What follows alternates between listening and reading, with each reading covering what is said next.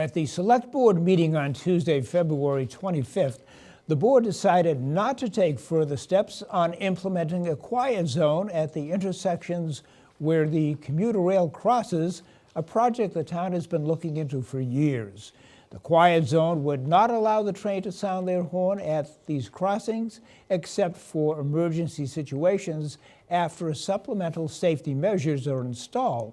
Now, a study in 2015 suggested that such measures would cost at least $1.3 million. The board does not think Needham could afford the quiet zones, which also seem less safe. Despite Tuesday's meeting not being open for public discussion, a few residents in attendance rose to voice their discontent. Sally Greenhouse interrupted the meeting after hearing the board members agree on closing the project and moving on. And I am raising my voice because I have been enduring a decibel level of horns that is inhumane and has been found by every single one of the 29 other towns to have been severely deleterious to the health and safety of the residents of those towns.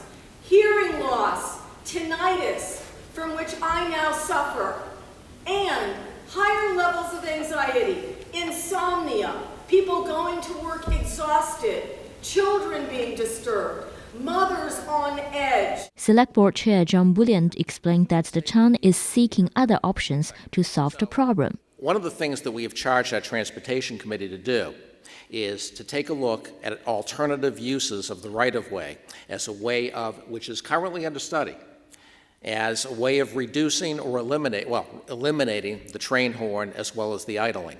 However, everything that a municipality does takes time. Another resident expressed his concern over the timing of when the vote was taken. When you know that you have substantial, meaningful residents, constituents, voters, whatever you want to call them, for me to raise it on such short notice, to put a vote forward, which is essentially putting the issue to bed. Greenhouse said there shouldn't be a vote without enough public presence. What happens after a discussion should not be a vote in the absence of the Transportation Committee, in the absence of the Planning Board, and in the absence of all, see these empty seats? They could all be filled. The board unanimously voted on dropping the Quiet Zone project at this moment. For the Needham Channel News, I'm Yu Xiaoyuan.